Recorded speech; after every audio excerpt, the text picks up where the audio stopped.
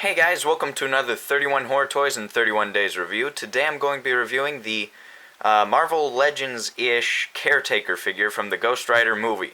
So this guy is pretty dang awesome, no real complaints except for maybe a little bit in the engineering. We'll get over that in a second.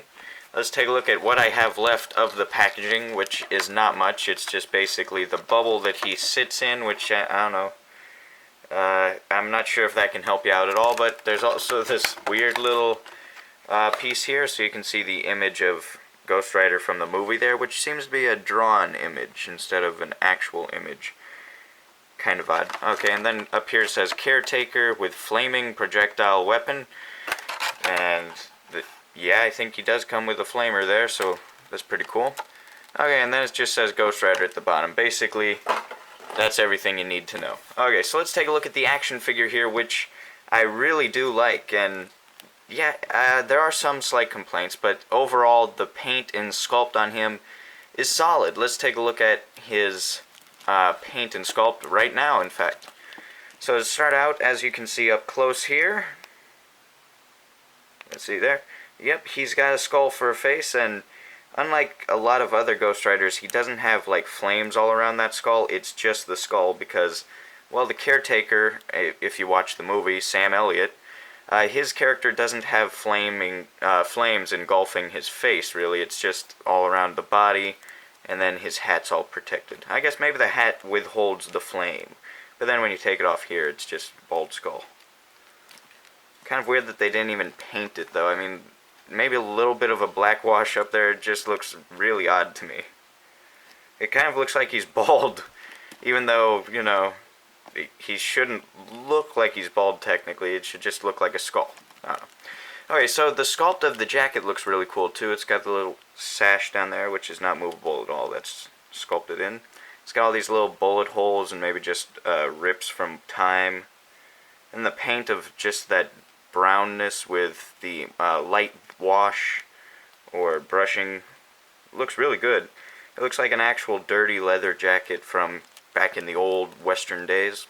I do like that. The little flame sculpt up here, I like that as well, which is actually a separate piece. It just can't be removed because, well then, what would be the point in that? But it does look good, and it's translucent, so if you were to hold it up to light, you can kind of see it light up, so that's neat. In fact, his entire torso here is completely made out of the see-through fire plastic, and then it's just got some paint on different parts. So as you can see here, let me see, I don't even know if this flashlight works well enough, but yeah, you can kind of see through them. Yeah, that's a terrible flashlight, but yeah, you get the point, right? Gives that flame look. So that does look good. I'd like that as well. You can even see these holes here go all the way through. Okay, and then he's got his bony sculpt all over, and then his legs, which they look good at the bottom of the legs, but then for some reason with these movie Ghost Rider figures, they got these weird tiny little hip joints. They're just like, I don't know, it's like completely tiny. There's like no reason for it to be that tiny, but they did it anyway. And then his legs are painted the same as the jacket. I like that as well. It's got that dry brushing of light brown over dark brown. His shoes look like that as well. Pretty sure he should be wearing boots that go over this, but I don't know, I don't remember the movie too well. The hat's sculpted well and painted well as well. His eyes, of course, are completely aligned, so very well done there. And by eyes, they're more of just flames with, you know, a little bit of yellow in there. Looks good. Okay, so let's take a look at his accessory, which I do like. I like this accessory quite a bit. In the movie, he did have some sort of revolver or rifle like this. It was a lever action, but I don't remember it being quite this big. And if I remember correctly, it kind of looked normal when it was with him, and then when Johnny Blaze took it, it turned into some weird, wacky-looking one. But yeah, this doesn't seem right to go with him. But again, this is kind of pitched towards kids. I know, a demonic monster creature pitched towards kids, but you know, it was the early odds, so give him a break. It fits into his hands fairly well. It's kind of just, once you put it on this hand, the fingers tightly put it into there, but it's not actually the grip holding it into place. It's just, as you can see, his thumb's not even touching there. It's just the tension of the fingers being placed into this little area here. His finger can't go into the trigger hole. And then the other hand is just made really wide open. Unfortunately, there's no finger articulation, which would have been nice. So he can just kind of support the barrel with that. So there you go. And then it does shoot off this little flame piece here. Let's get a look here. Yep. Not very powerful, but not too bad. Let's set up something so he can shoot it down. Why not? Let's see. Here's Wolverine. Why not? Looks good. Okay. Bases are loaded. There. Come on. What the heck? Stand up. There we are. And there we go. Yeah, it was a delayed reaction, but I'm going to count it. So not bad there. And then here's a little flame piece, which, you know, it looks like a basic kid's missile from a kid's toy. It's translucent, so that helps it look like fire a bit. It's just not my favorite piece. I think he looks pretty cool just holding the rifle like this. Once you put the flame piece on there, it really starts looking fake and messy. Yeah, just sticks out. So let's take a look at the sculpt on this one. As you can see, it's got quite a bit of little details on it, to be honest. Even though I'm not a fan of the way it looks, it is sculpted pretty well. It's got all the flames around it. It's got these weird, rigid parts. Then what looks like a chain with some sort of metal piece at the end. I don't know, that looks like Ghost Rider's chain right there. That's just a tiny part of it. And then looks like a bone at the bottom there.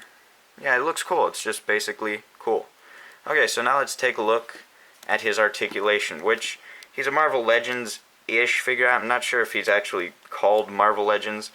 This guy's rather rare, and so far I haven't really seen him on eBay, so I haven't really looked it up and, you know, haven't bothered looking into all the specifics. So something I might as well point out is all the fire around his neck is soft material. It's kind of rubbery, including his neck part here. And that's going to be a problem for the articulation because it's just kind of odd to work with that. It's rubber. Okay, so to start out, let's talk about the head articulation. His head can do a full 360 spin, and then it's also articulated to turn at the bottom here. Might as well point that out. Again, they did that a lot back in the older days. It's a complete waste of articulation. Like, what's the point? Okay, and then his jaw does articulate as well. It moves down that much and up that much. Something I really love with Ghost Rider figures. Not many can do that, I believe. Maybe just these movie versions and then the newest version of Ghost Rider by Marvel Legends. But that is very nice for display options. I like that scary look. Okay. And then his head can turn, can go up that much, kind of. It's really, again, it's weird because this piece here is rubbery, so it moves more than it should, technically. So he can look up that much, and he can look down, like, not at all, I guess. I mean, technically, but technically not. He's got no head pivot, and then at the shoulders here, you can do a full 360 spin on either side, and then at the bicep, there's a spin again. He can move up to this far, way past a right angle to his body, so that's pretty cool. And then at the elbows, he's got double joints, which looks good, and then a swivel at the wrist, a little further down, like right about here. And then he can move back that much and forward that much. It's exactly the same on the other hand and arm, just basically everything. Okay, now at the waist, as you can see, he does have some articulation in a crunch, an ab crunch, I suppose, and he can move back that much, as well as forward that much, I might as well mention. And then he does have a swivel at the waist, which gives him full 360, and then at the hips here, he can move forward that far, and then kick off to the side that far. I really like that there. And then there's another spin down there, which, still, those tiny little balls kind of look freaky. Okay, and then double jointed knee, which is kind of a weird double jointed knee. It's not the way the Marvel Legends usually does it. It's this big chunk. It's kind of like the way the NECA does their double joints. Okay, and then does do a swivel at the knee as well, full 360. And then at his feet, it's got ankle pivot, but it's also way too loose. I'm not sure. This foot's a little loose too, but this one's like ridiculous. I'm not sure what made that happen. Maybe it was just a factory error, or maybe over time this happens. I'm not sure. But anyway, he's got ankle pivot, which here he is using that ankle pivot. Kind of. Yeah, there we go. That's the full extent of it. And then he can kick it back and forward that much. Then he's got toe articulation, which is always nice on these figures, something you don't get anymore. Looks nice. Okay, so that's basically all I have to say about this figure. It's a nice figure. He looks cool. He's a little bit childish, and I don't think he's worth the price point that he's probably up on eBay for, so try not to get him for the new retail prices or what have you. And, yeah. Tell me what you think about him. Make sure to like, comment, share, and subscribe. Stick around for some size comparisons, and I'll see you guys in the next review. Peace. Here's the Caretaker next to the new Wolverine figure. Here he is next to the new Ghost Rider figure. He stands at about 6.5 inches tall. And here he is next to a horrified looking Dale.